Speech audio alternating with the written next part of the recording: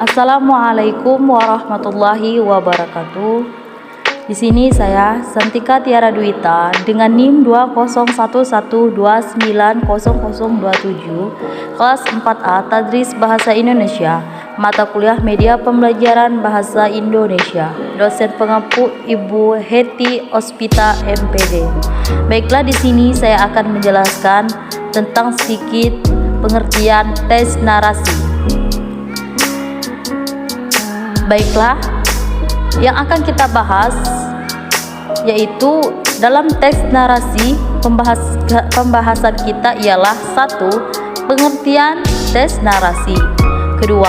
Pengertian narasi menurut para ahli. Yang ketiga, jenis-jenis tes narasi. Yang keempat, ciri-ciri tes narasi.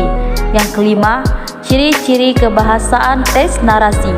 Dan keenam, struktur teks narasi. Ketujuh, contoh teks narasi. Kedelapan, paragraf narasi. Dan kesembilan, tujuan teks narasi. Baiklah, di sini kita akan langsung menjelaskan saja, yaitu poin pertama, yang A, pengertian teks narasi.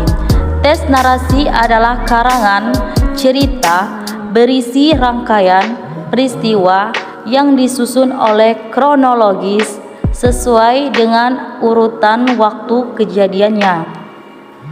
Peristiwa yang diceritakan bisa benar-benar terjadi atau hanya hayalan penulisnya. Narasi, kata ini berasal dari kata sifat generus yang berarti mengetahui atau terampil. Narasi adalah sebuah teks yang berisi runtunan peristiwa berdasarkan urutan waktu. Narasi dapat berupa rangkaian peristiwa dalam urutan kronologis atau kisah dengan kilas balik atau beberapa garis waktu. Baiklah, kita lanjut ke poin yang kedua, yaitu B. Teks narasi menurut para ahli. 1. Keraf 1981.2136 mengatakan bahwa karangan narasi adalah suatu bentuk wacana yang sasaran utamanya adalah tindak tanduk yang dijalani dan dirangkaikan menjadi satu peristiwa yang terjadi dalam satu kesatuan waktu. Yang kedua, pendapat senada yang lebih ringkas dikemukakan oleh Remini 2007.232, yaitu bahwa narasi merupakan bentuk percakapan atau tulisan yang bertujuan mengungkapkan atau menceritakan rangkaian peristiwa atau pengalaman manusia berdasarkan perkembangan dari waktu ke waktu. Baiklah, kita lanjut.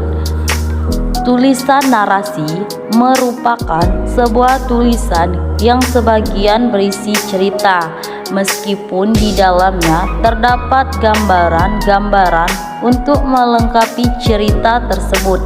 Namun, secara utuh, tulisan tersebut bersifat cerita. Karangan narasi adalah sebuah karangan yang menceritakan suatu rangkaian kejadian yang disusun secara berurutan sesuai dengan urutan waktu. Jadi, narasi merupakan sebuah karangan yang disebut berdasarkan urutan waktu kejadian. Seperti yang dikemukakan oleh Semi 2003.29, narasi merupakan bentuk percakapan atau tulisan yang mengungkapkan atau menceritakan peristiwa atau pengalaman manusia berdasarkan perkembangan waktu ke waktu. Baiklah, kita lanjut ke poin yang ketiga. C. Jenis teks narasi. 1. Teks narasi informatif. Bentuk narasi informatif adalah sebuah kerangka yang bertujuan untuk menyampaikan informasi secara tepat tentang suatu peristiwa. Kedua, Tes narasi ekspositoris adalah tulisan yang berupa fakta berguna untuk menyajikan suatu analisis proses. Tujuan yang ingin dicapai adalah ketepatan informasi mengenai suatu peristiwa. Dan ketiga, tes narasi artistik. Narasi artistik adalah karangan yang menceritakan suatu kisah atau peristiwa dengan tujuan untuk memberikan pengalaman estetis kepada pembacanya. Poin keempat, tes narasi sugestif. Narasi sugestif adalah jenis karangan yang didasarkan pada daya khayalan yang tersusun dalam rangkaian peristiwa atau kronologis. Baiklah, kita lanjut ke poin yang keempat. Ciri-ciri teks narasi. 1. Ada keajaiban atau keanehan atau kemisteriusan. Yang kedua, ide cerita tidak dibatasi oleh fakta. Yang ketiga, menggunakan latar atau lintas waktu dan ruang. Dan keempat, tokohnya unik dan sakti, bersifat fiksi atau hayalan. Dan kelima, bahasa bervariatif, ekspresi, ragam bahasa non-formal. Baiklah, kita lanjut poinnya kelima. Adapun ciri kebahasaan tes narasi menggunakan kata kias atau metafora, melibatkan kata kerja transitif dan intransitif, menggunakan kata benda, sifat frasa atau klausa, menggunakan kata penghubung, penada, urutan waktu. Baiklah, kita lanjut lagi. Yang F, struktur teks narasi. Naskah sebuah teks narasi dapat dikenali dengan sebuah struktur. Berikut struktur teks narasi yang terdiri atas 1. Orientasi, berisi pengenalan tokoh, setting, latar tempat, latar cerita, dan komponen awal pengenalan cerita. Yang kedua, komplikasi, memuat problem atau pokok persoalan dalam cerita. Resolusi, memuat jalan keluar atau memecahkan konflik. Ketiga, koda, yaitu bagian akhir karangan cerita.